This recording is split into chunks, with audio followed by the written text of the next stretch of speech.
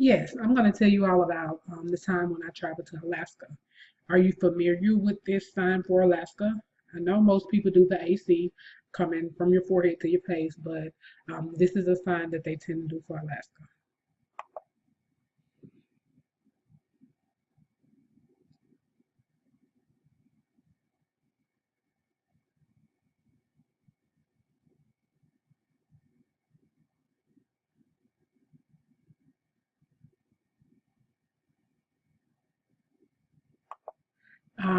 This is one of my favorite stories to tell, so I'm going to go ahead and give you a summary about what happened when I went to Alaska.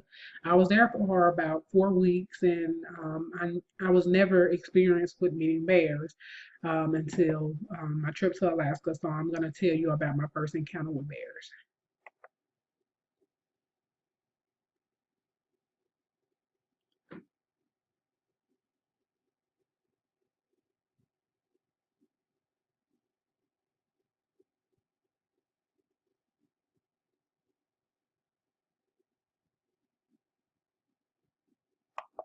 So when we finally arrived to the camp, it was raining and it was very wet and it was freezing cold. So once I got to the camp, we kind of just waited around for the rain to cease.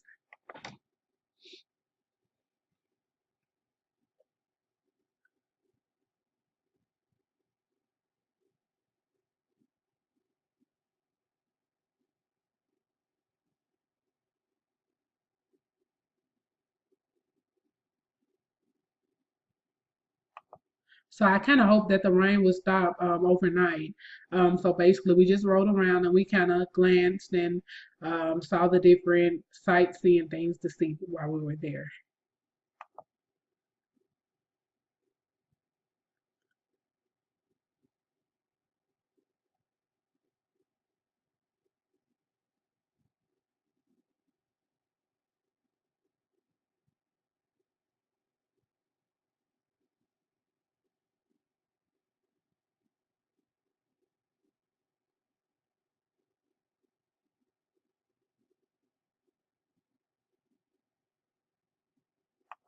So while I was driving, just sightseeing through the town, I saw a bear hopping across the street. It was a brown bear.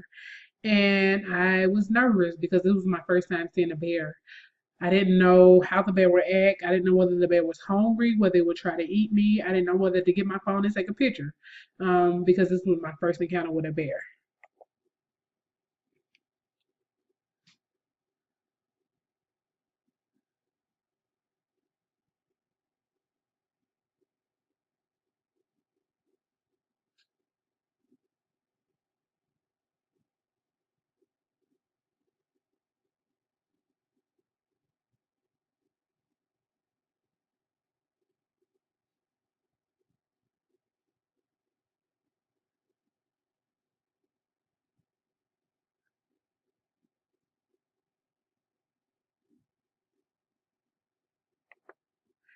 So I was kind of nervous, but the car that I was in, it didn't have a power window, so I had to actually grab the handle and roll the window down.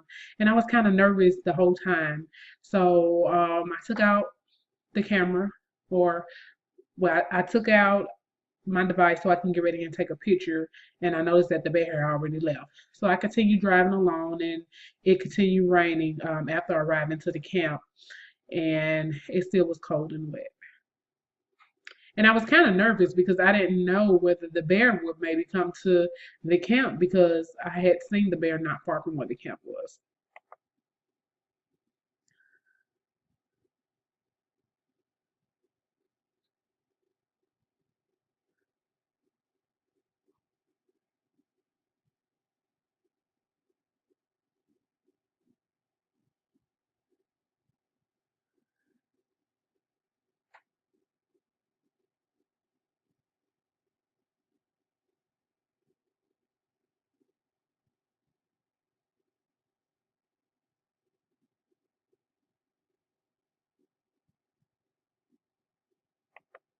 So I decided to sleep in my truck. It was very cold, and so I made sure that I bundled up. It was only for 3 hours, but it was comfortable because the seats in my truck were able to let down, so I was able to lay down. And also in the summertime in Alaska, it doesn't get dark; it's very bright. So I had to be patient with the light while I was trying to go to sleep.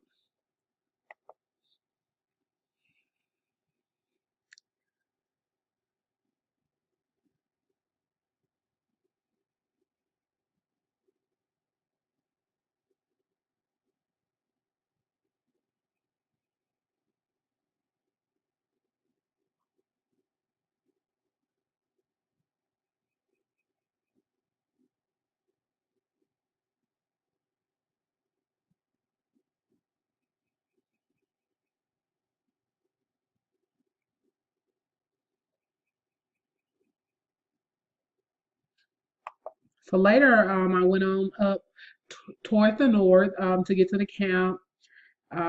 It was about 30, 40 miles from where I was. And a guy asked me if I wanted to see polar bears, and I told him, sure, that'll be fine.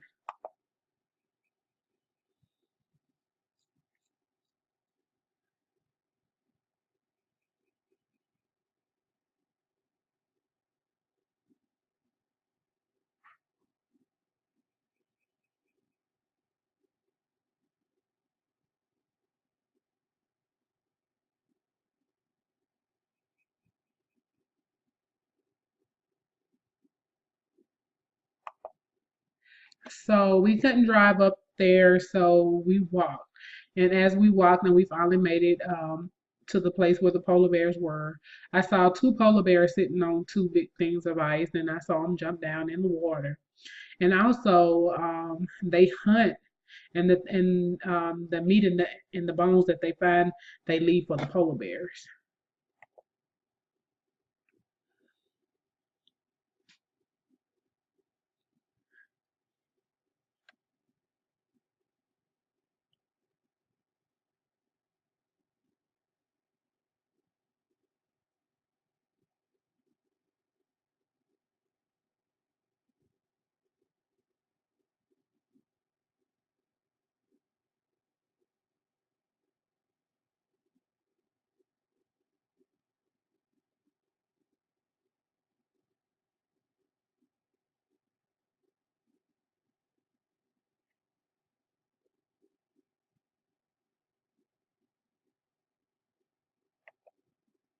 So the reason for doing that is because they didn't want the bears to come to town.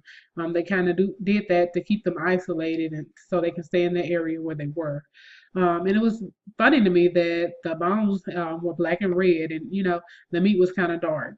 And the guy came up to me and tapped me, and he was like, "Well, this is, they're getting ready to feed, and we might need to get out of there, um, so they can eat because the animals they were ready to eat, they were run when it was time to eat."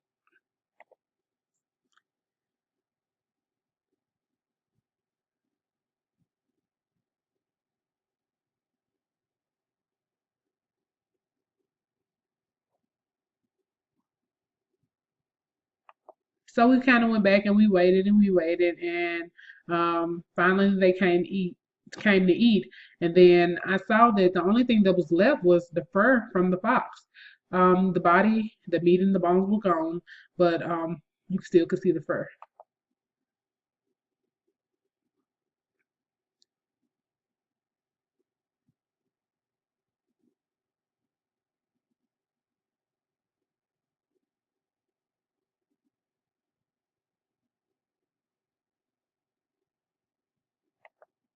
So we had to wait for about an hour um, just to see more interaction from the polar bears. And it was like the sun moved. The sun was at the back, and it's like the sun moved toward the front of us. And I've never seen that before.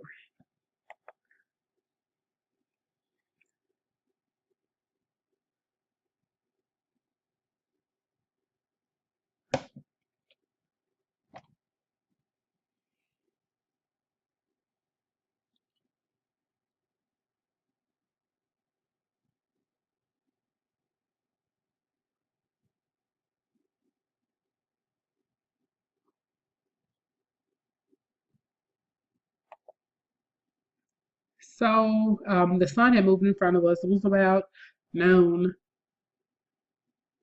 and I noticed that there was a lot of interaction between the bears. They were doing a lot of playing,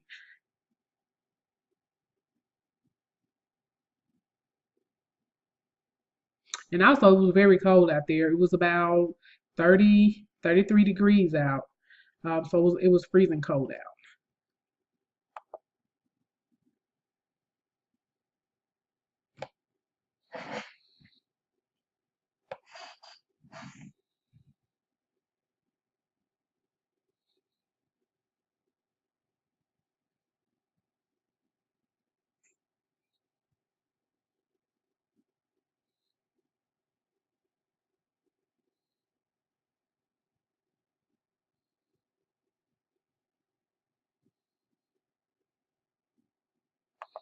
So the tour guide I was with, I borrowed some of his clothes, some of his equipment to keep me warm. Sort of like the Eskimo. It was a big, heavy coat, um, with the hood, with the fur going around it. I had on like three pairs of pants. My feet were covered, and it still was very cold out.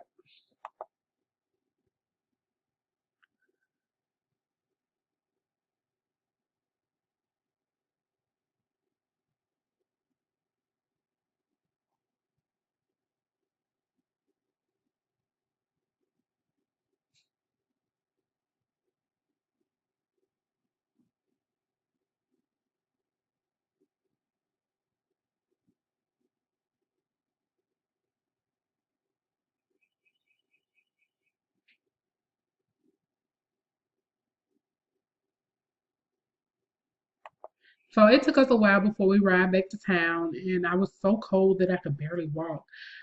It was really hard for me to walk.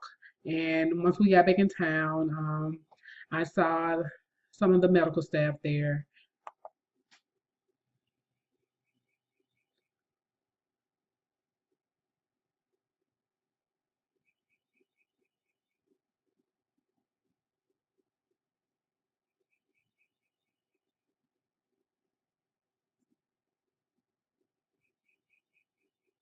And they advised me to go ahead and take everything off. And then when I got back, I looked at my bags and I had an emergency blanket in there.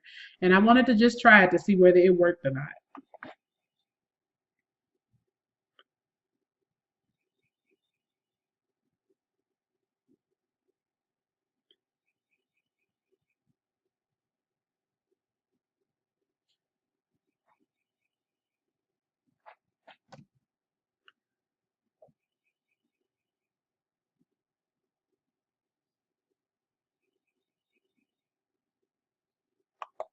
So I got the blanket and I wrapped them around my legs, and they gave me plenty of fluids to drink. So I was drinking a lot of water, and I'm trying to get my body to warm back up. And finally, my body started to warm back up. But it took about 15 to 20 minutes before that process even happened.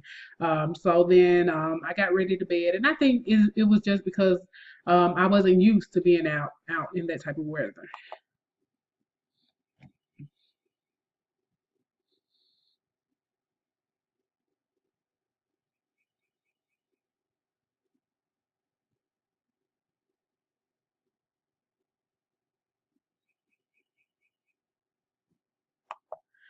Yeah, so that's it. And yeah, I liked it.